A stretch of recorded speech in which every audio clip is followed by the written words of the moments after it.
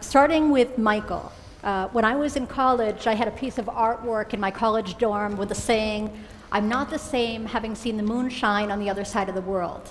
And as you're speaking about your space travels, I'm wondering, after all of those travels, how has your perspective of the world changed?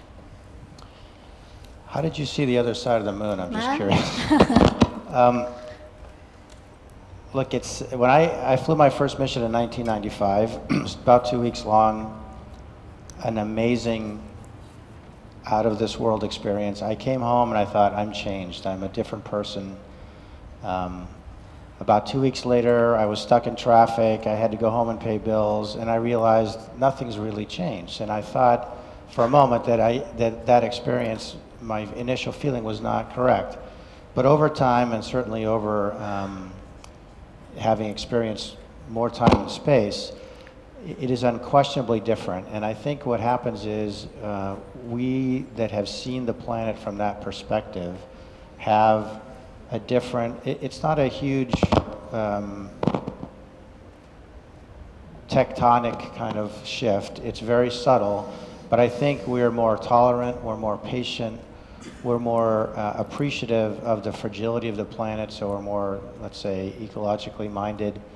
And all of this has actually been studied and books have been written about it. It's called the overview effect.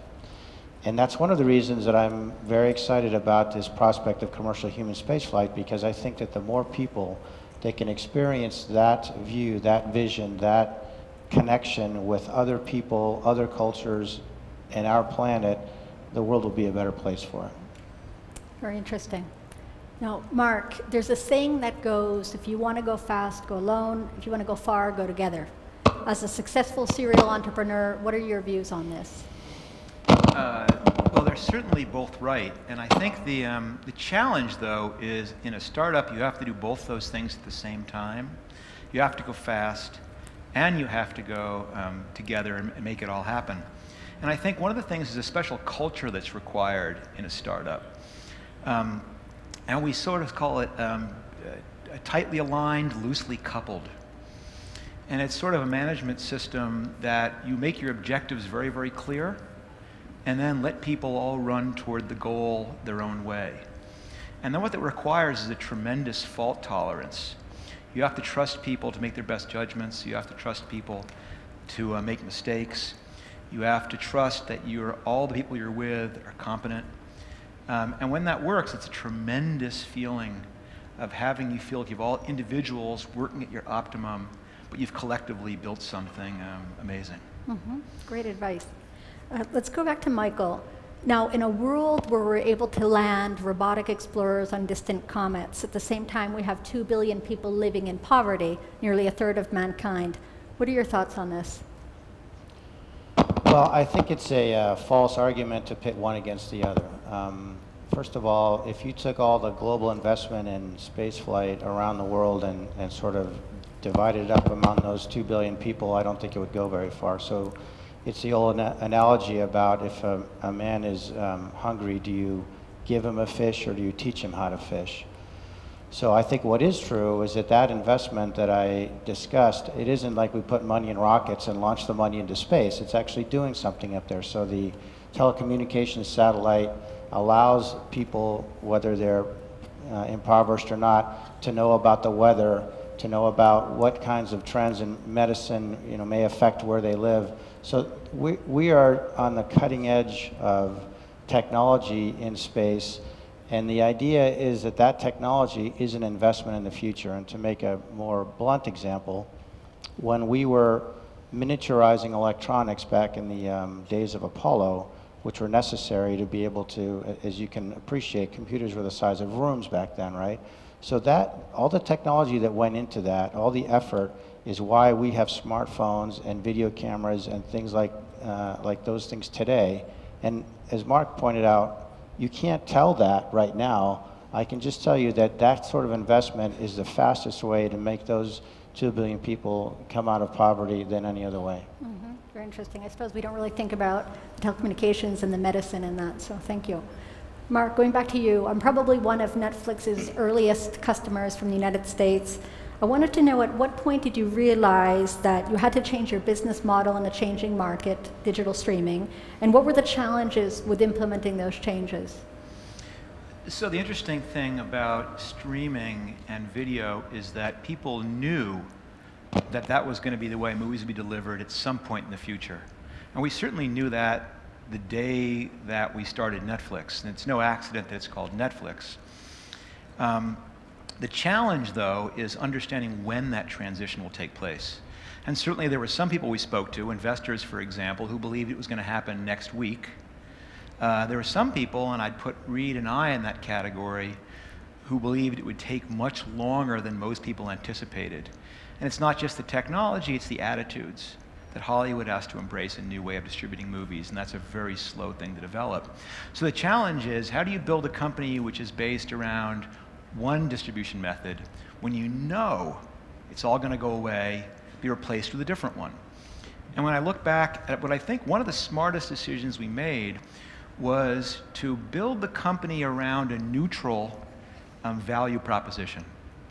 So rather than have this be about the fastest way to ship DVDs or something which was very DVD specific, we built it around the easiest way to find a movie you love. Because we knew that if we could make Netflix stand for that, that would transcend the method that people chose to have their movies delivered to them by.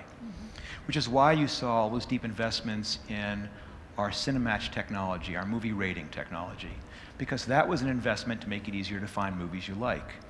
And that's in fact what has happened, that Netflix did not have to have two separate businesses. They were able to say, you choose the movies you want, and you choose the most convenient way to have them delivered to you, and we'll support both of those things. Interesting when you start to see it from a different perspective, how that comes about. Now I have several questions that I would like to ask both of them. Why don't we start with Michael? What do you consider the most important mission in your career? Well, I think when you look back at your life, you know, my most important mission is raising my son, right? So that is you know, the sort of overarching thing. But why that's important is because I can make a unique contribution there. And likewise, professionally, you've got to find something that you care about and something that you think you can bring something to the table and add value. So it isn't, I would try not to use a specific model, but I would say that if you can meet those criteria, that's where you will later, you know, when you're talking not to your son, but your grandson about what you're proud of, it's probably something where you combine those things to the best effect. Very nice. Mark, same question for you. What was the most important mission of your career so far, and why? Well, it's interesting how much alignment there's going to be, I think, in our answers. That, as you can imagine, doing a startup is all-encompassing. There are so many things that are broken. There are so many things that need to get done. You are always understaffed. You're always under-resourced, that it can end up consuming you. And pretty early in my first or second startup, I recognized that it was going to be very, very difficult to be a successful entrepreneur and stay married. And I said to myself, I've got to kind of make a choice or figure out a way to do both. And I very early on made the decision that number one was going to be to stay married, and number two was to have my kids know me and hopefully like me. And I can tell you that that required a tremendous amount of effort and focus and attention. And it probably is one of the things that I'm most proud of in terms of having started these companies. Not that Netflix is so successful or some of the others that are successful, it's that I did that while being able to keep some balance in my life. And I think I will mention every single person will nod their head and say, yes, of course, balance is important. But I will say from experience that unless you kind of put that as one of your highest objectives, it's a very, very hard thing to do. Good advice. It sounds like you made the right decision. So far, so good. Now let's stay with you for a moment, Mark, and tell me about the mistakes you've made along the way, and what have you learned from those mistakes? So I'm going to talk about mistakes a slightly different way. I have made a tremendous number of mistakes. I have hired the wrong people, I have gone into the wrong businesses, I've done the wrong tactical things, the whole range. But I actually, when I look back at mistakes, I measure myself on how many mistakes I make. Not a certain number, but if I'm not making mistakes, I genuinely believe I'm not doing the right things. I'm not trying hard enough. I'm not trying new things more aggressively enough. There's one nonprofit that I work with who is trying to champion innovation, and they've challenged one of their divisions to be innovative, but have not cut the guy any slack to miss his numbers. And you can't do that. If someone's going to really try and do something different, you have to give them the tolerance to fail, which means you have to tolerate their mistakes, and you have to reward the fact that they're making them. So I look at the mistakes I make with great pride. That's great advice. Thank you. Same question for you, Michael. What mistakes have you made and what have you learned? Yeah, it's interesting listening to Mark's answer. Fascinating how different there are ways of thinking, because the way I grew up, I think you may have heard this quote, failure is not an option, right? So ever since I embarked on this thing, whether it's a Naval Academy or being a Navy pilot or a test pilot or an astronaut, and the astronaut prayer, please don't let us screw up, how different is that from the world you come from? That said, two things. One, this new era of startups in space, I think people will fail. Unfortunately, you may have heard that there was a tragic accident in October where Virgin Galactic's airplane broke up in flight and a pilot was killed. So that stuff happens. But more globally, back to my mistakes, I think that I have been slow to embrace this idea of thinking outside the box, because I've always had a very defined box to be in. The next people that fly to space in this sort of next era are folks that will have made mistakes as business people and all that. They won't be the sort of military test pilot model, and I think that it's been difficult for me to open my way of thinking to, as I've left NASA, as I've got more in the commercial world, to try to reinvent myself and become more unafraid of taking a path that hasn't been taken before, and to follow on folks like Mark's footsteps. I would imagine that one of the differences that we're just screwing around with movies, and you guys are dealing with lives, and Fair enough. Yeah.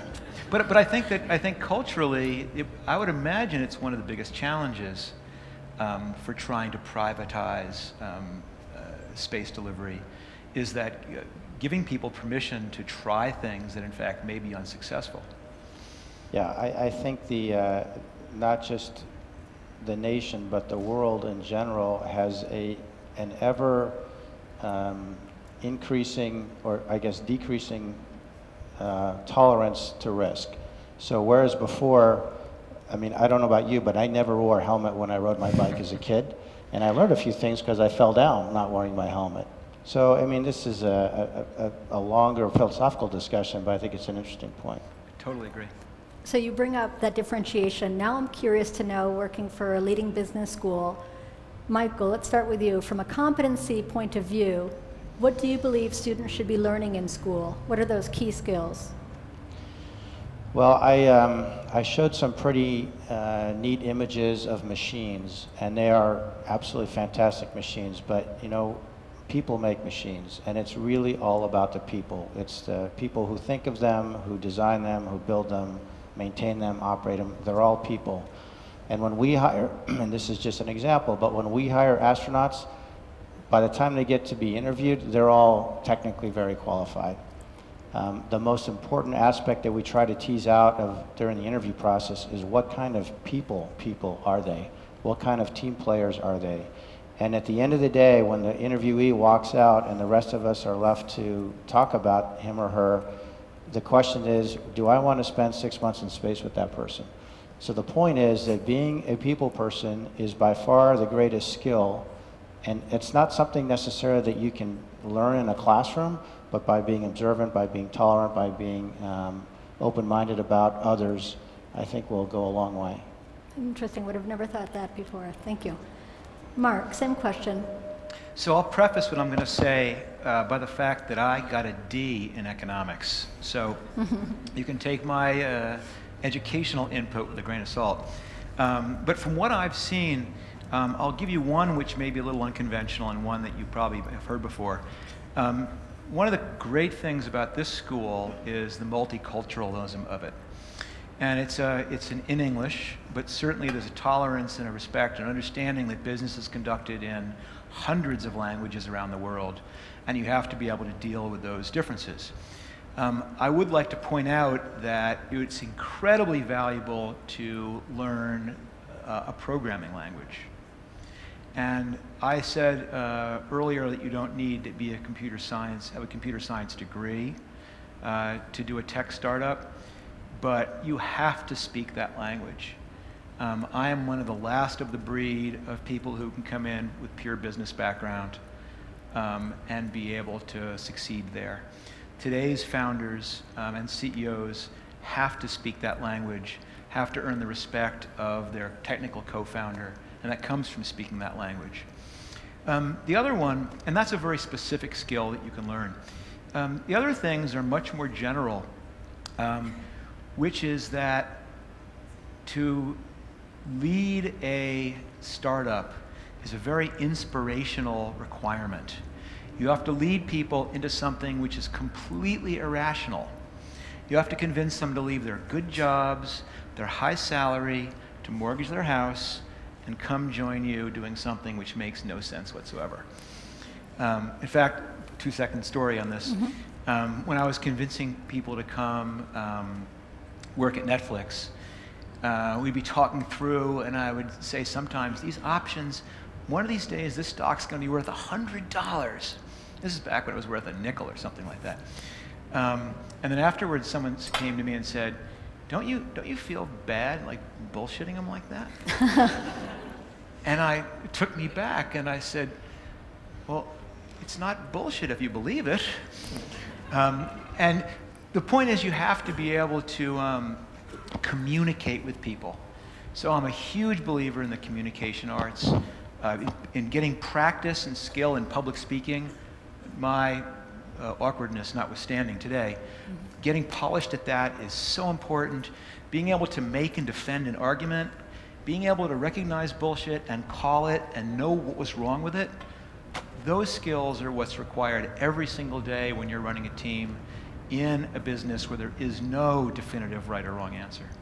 And you know, that's exactly what our recruiters are looking for these days. The communication skills have gone way up on their target list, and also the sciences, technology, engineering, and maths, the technical background. That combined with an MBA is just putting our candidates right at the very top of competitive processes. So thank you very much for sharing so openly in my questions, and I hope that touched on many of your questions that you had as well.